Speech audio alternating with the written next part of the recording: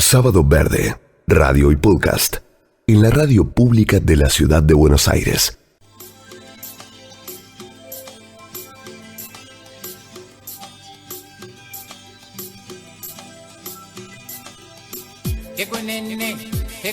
En Europa se está hablando cada vez con mayor insistencia de lo que ellos llaman el pinchazo de la burbuja del hidrógeno verde.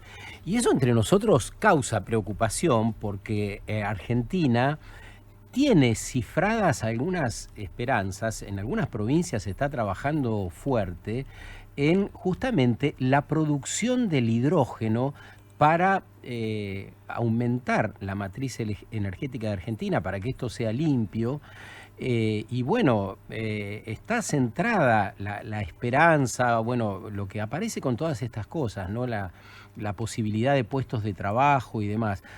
Lo que están diciendo en Europa es que la mitad de estos fondos están siendo subvencionados otra vez por el Estado, como el petróleo, a petroleras que se pasan a esta explotación por una cuestión meramente económica, ¿no? Y dice que en la realidad se está poniendo ya en entredicho la capacidad del hidrógeno para descarbonizarlo todo, ¿no? Y dice que algunos líderes del sector del hidrógeno verde, citan a Valar Power, fabricante de los que hacen los electrolizadores y las pilas de hidrógeno, dice que pasaron de valer en bolsa $66 y 38 por acción a $6,4, bajaron mucho las acciones. Bueno, a ver, estoy leyendo el artículo, citar algo más. A nivel europeo, el proyecto como un corredor de hidrógeno verde que iba a conectar Portugal, España y Francia, también está en cuestionamiento porque dice que el hidrógeno verde se pierde el hidrógeno, se pierde mucho en este transporte entre donde se produce y los lugares de consumo.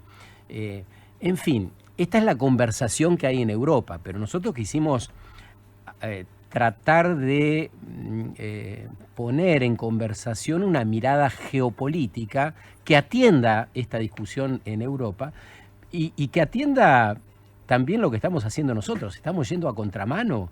Griselda Lambertini es directora académica en CEARE, el Centro de Estudios de la Actividad Regulatoria Energética.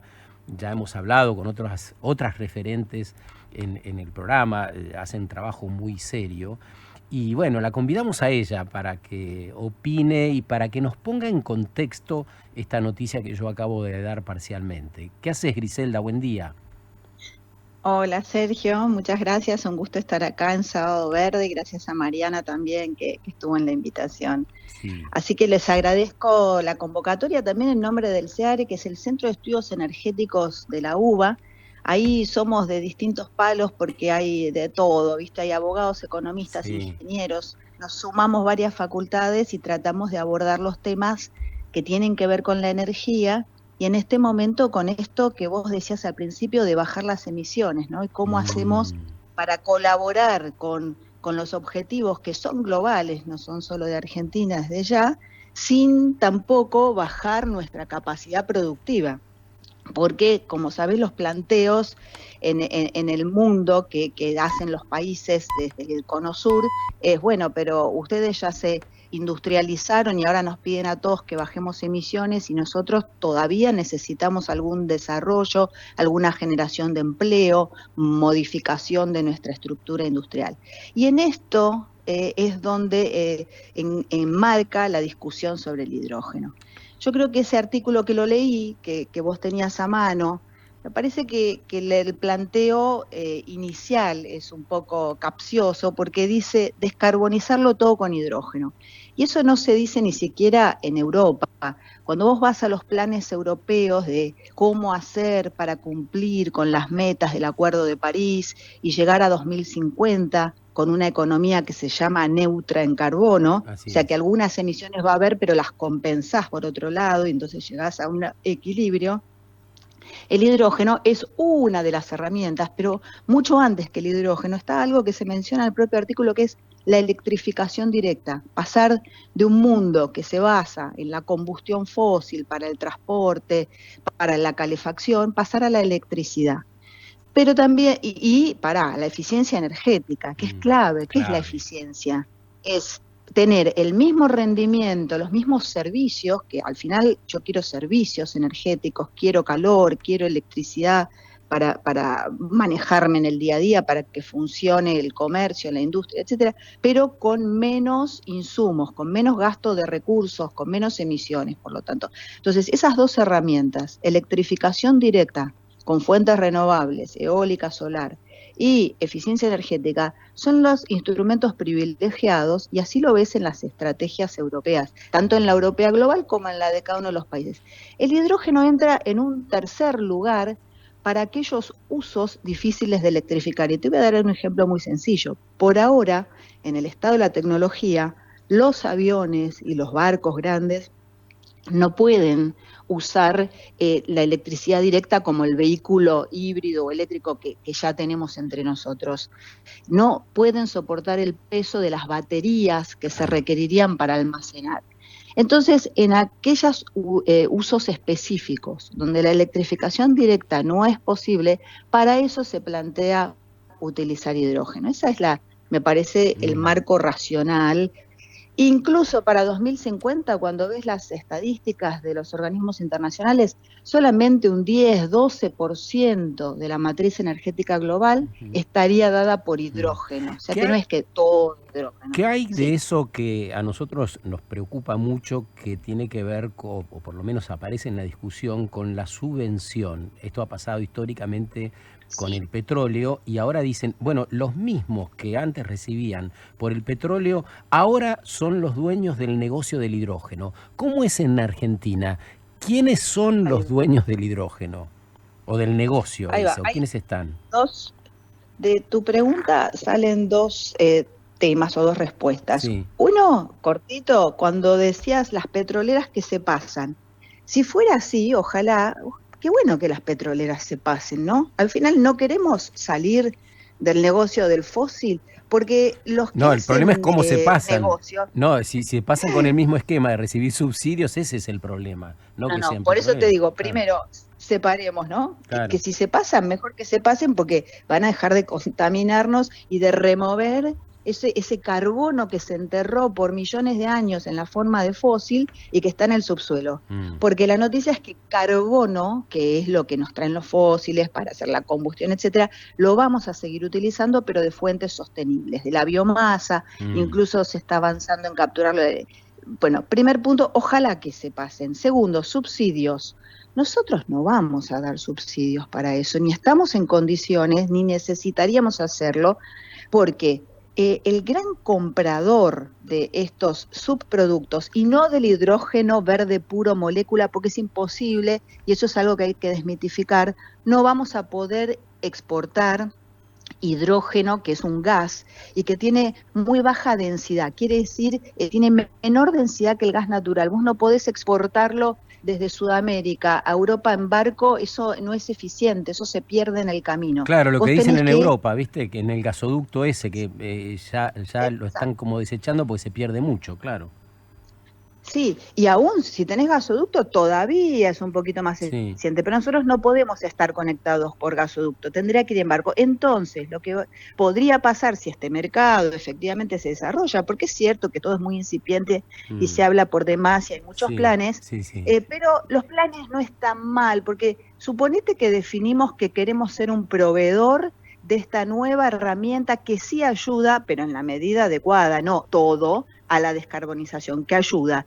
Fabricamos combustibles para venderlos a través del puerto de combustibles sintéticos en base a hidrógeno, en vez de diesel oil, fuel oil, todos los derivados del petróleo, para venderlos en el puerto de Ushuaia o de Río Grande a los barcos que se dirigen a la Antártida, un continente que no debería ser contaminado por petróleo, por derivados del petróleo. Entonces, sería fantástico. Ahora, nosotros no vamos a subsidiar eso. Lo que tenemos que encontrar, y por eso está demorado el mercado, son los mismos agentes privados, por ejemplo, la compañía de cruceros que esté interesada en venderle a su gente, a sus pasajeros, a los turistas, a los que van a ir a hacer turismo a la Antártida, pagar un precio mayor para estar en la onda que hay que estar, o sea, para dejar de dañarnos o de violentarnos en el planeta, como decíamos. Entonces, acá no vamos a dar subsidios. Además, Argentina tiene la bendición de tener todo tipo de recursos, desde el norte al sur. Vos tenés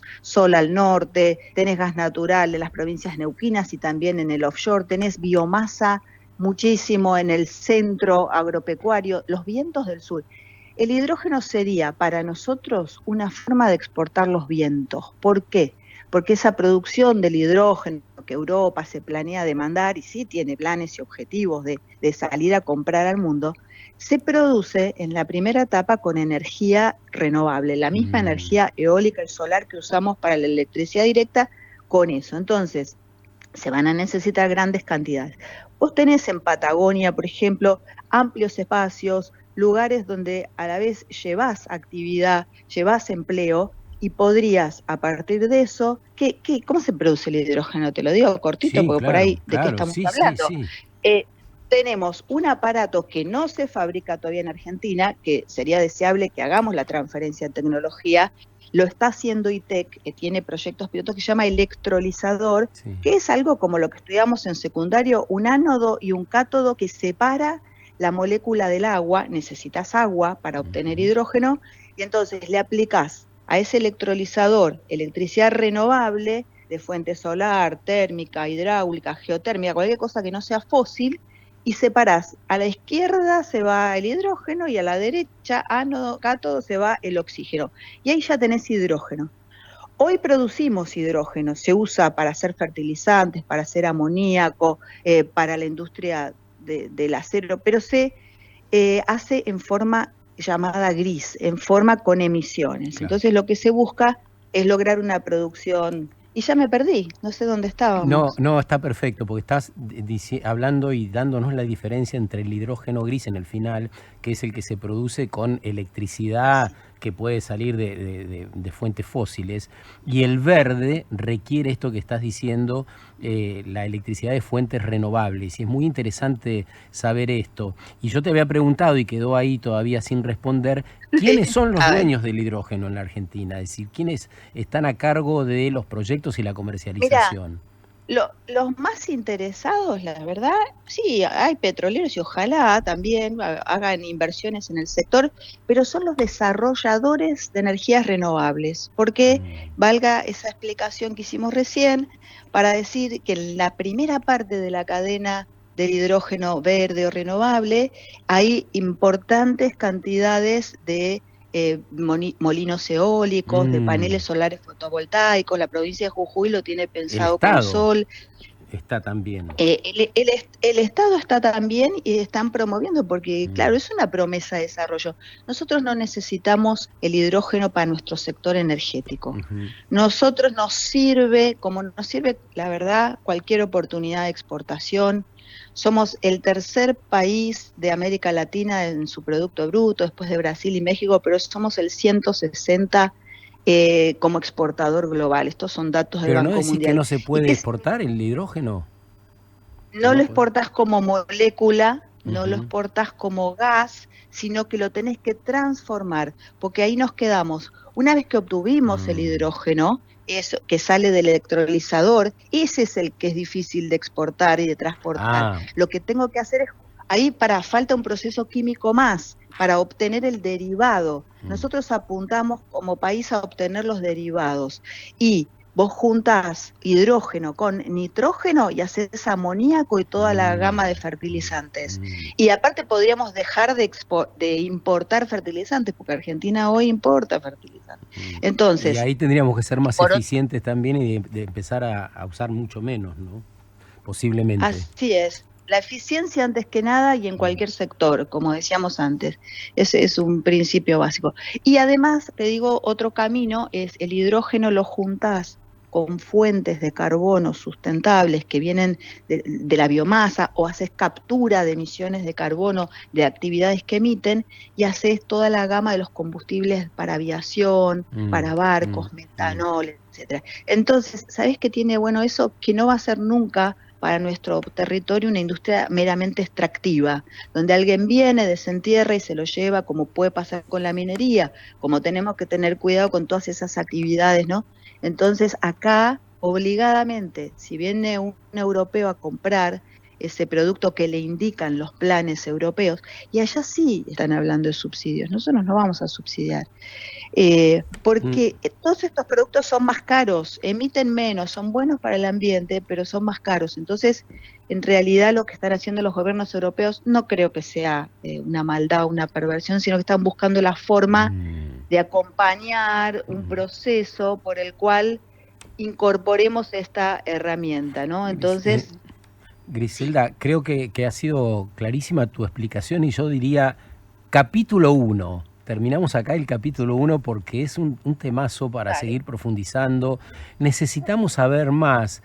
Esa idea con la que empezamos el programa, seguramente vos escuchaste algo, de diseñar mecanismos para la paz, construirla, garantizarla, me parece que también tiene que ver con la organización que nos demos. En tanto esa organización sea más armónica, más solidaria, más contemplativa del todo, de todos y todas, además, me parece que estamos contribuyendo a esos dispositivos para la paz que el mundo está pidiendo a gritos, ¿no?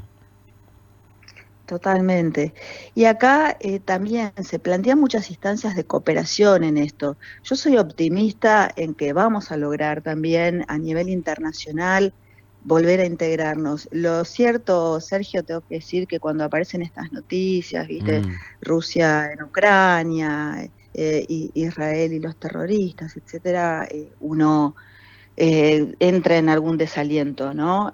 Casi espiritual, pero seguimos trabajando por la paz y creemos que las acciones de cooperación y que si tienen un contexto económico, porque están motivadas desde ahí y necesitamos ese apalancamiento, aprovechémoslo, y ojalá. Cuando estuvo acá, justamente por el hidrógeno en junio, y el hidrógeno y energía en general, porque a Europa le interesan todas nuestras fuentes energéticas, somos muy ricos en eso. Entonces, cuando estuvo la presidenta de la Unión Europea, Ursula von der Leyen, ella habló de recuperar o reflotar la vieja amistad. Creo que lo que tenemos que hacer nosotros es que esas amistades, entre comillas, que vienen con negocios, tener los cuidados apropiados, el control institucional, la validación social, que la gente esté de acuerdo, que difundamos de qué se trata. Por eso lo bueno que están haciendo ustedes en seguir informando, ¿no? Sobre qué son, qué es el hidrógeno. Entonces, que nosotros como comunidad, desde todos los lugares, podamos aprobar y acompañar estas iniciativas. Me parece que eso es clave para la paz. Linda tu idea de la amistad, poder meterla en esta conversación a la mañana, y una amistad de calidad, que podamos garantizar esos intercambios cuidadosos entre personas, grupos y países. Un gran abrazo, Griselda, que tengas un muy buen día. Un abrazo y muchas gracias, Sergio. Gracias. Griselda Lambertini es directora académica del CEARE en el ámbito de la Universidad de Buenos Aires, un centro de estudios de mucha seriedad y que impulsa justamente estas conversaciones de calidad que tanto nos interesan. Sábado Verde, radio y podcast, en la radio pública de la Ciudad de Buenos Aires.